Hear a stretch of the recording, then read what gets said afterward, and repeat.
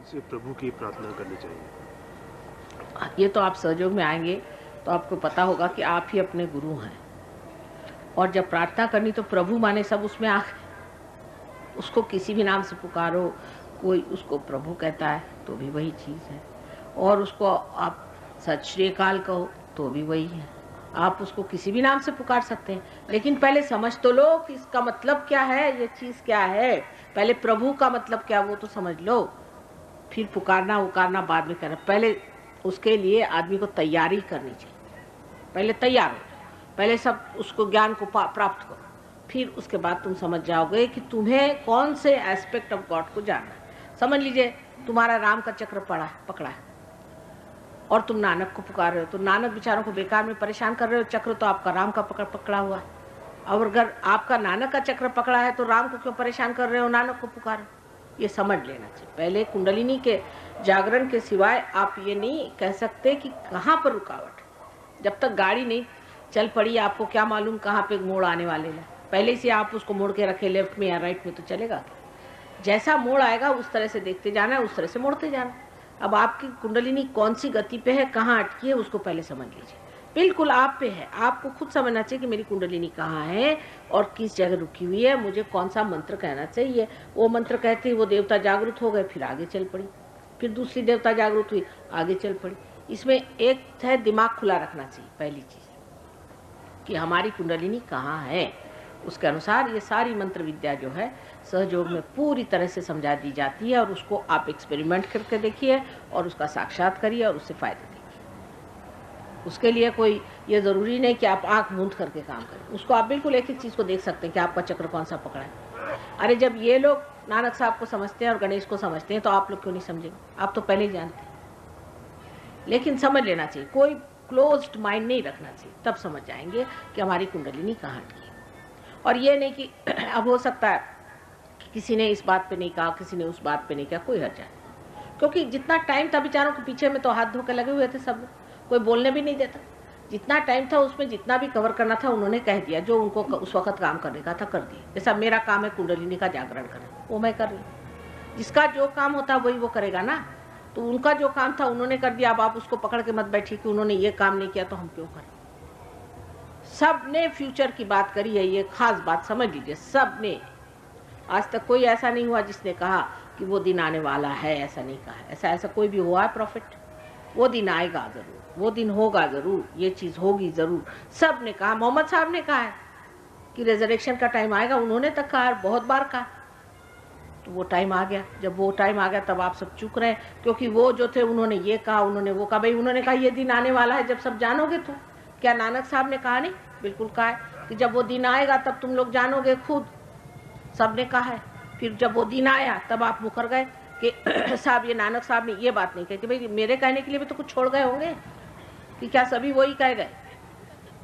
उनको कहने भी दिया तुम लोगों ने, मुझे ही नहीं कहने देते, उनको क्या कहने दिया होगा? उनकी तो जान ले ली, वो प्राण पे के पीछे पड़े रहे। जिस वक्त वो जिंदा थे उनके पास कितने लोग थे, उनकी खुद बीबी उनके प्राण लिए हुए थी।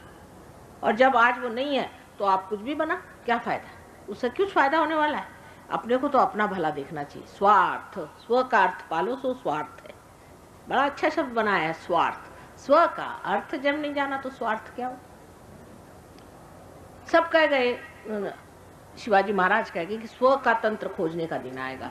ज्ञानेश्वर जी कह गए कि पसायदान में उन्होंने कहा कि ऐसा ऐसा दिन आएगा जब तुम अपने तंत्र को जानोगे, स्व को तंत्र जानो, तब ऐसा होगा, तब ब्रह्म का एकत्व आपको मालूम होगा, सबकी चीज समझ में आएगी, निराकार साकार का मेल तुमको समझ में आएगा। ये सब कह गए।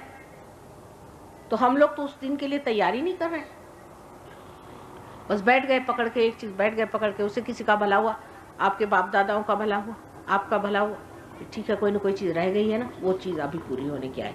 उन्होंने कुछ कम नहीं करा, उन्होंने बहुत कुछ किया, लेकिन उसका एक अंतिम समय आ जाता है जबकि सब चीज समेटी जाती। आप अपने घर में पूड़ी बनाते हैं, सबसे पहले उसको आटा गूंथते हैं, फिर उसको आप बेलते हैं, फिर उसको आप तलते हैं, फिर आप खाते हैं। जब आप खा के पचा लें तभी असल में टाइम आ गया, उससे पहले तो उसकी तैयारी होती रही। अब आप कहें कि नहीं साहब पूड़ी का मतलब तो यह है कि आटा गूंथना, पूड़ी का मतलब यह है कि तलना, और आप खाने के लिए तैयार नहीं हो, तो आटा गूंदने पे आप बैठे हो, खाने को तो तैयार हो जाओ, पूड़ी बन गई, आप खाओ और मज़ा उठाओ, ये चीज़ आ गई तो तब खाते क्यों नहीं? समझे ना बात? यही इंसान की गलती है और इस गलती की वजह से पिछड़ा हुआ है, बहुत पिछड़ा हुआ है। आदमी को समझना चाहिए कि अब पूड़ी खाने का समय आ गया, माँ ने खाना बना दिया, भूख हो तो खा लो, सीधा हिसाब। हाँ बेटे, भगवान का एक विशेष चिन्मय रूप का दर्शन कैसे? क्या करें? विशेष चिन्मय रूप का दर्शन कैसे हो सकता है? ये सब आइडियाज अभी आप अलग रखिए। अच्छा, सबसे पहले जो सर्वव्यापी ब्रह्म शक्ति है उसको आप जानिए, उसको आप पालें।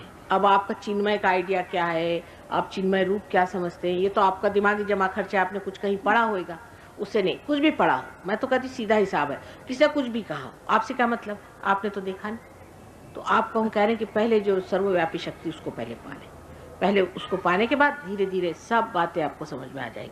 पहले उस चीज़ को पालो, पहले वो सूक्ष्म चीज़ को पहले होने दो, अपने अंदर में घटित होने दो। ये कुंडलिनी के सिवा तो होता नहीं, ये तो सभी कह गए।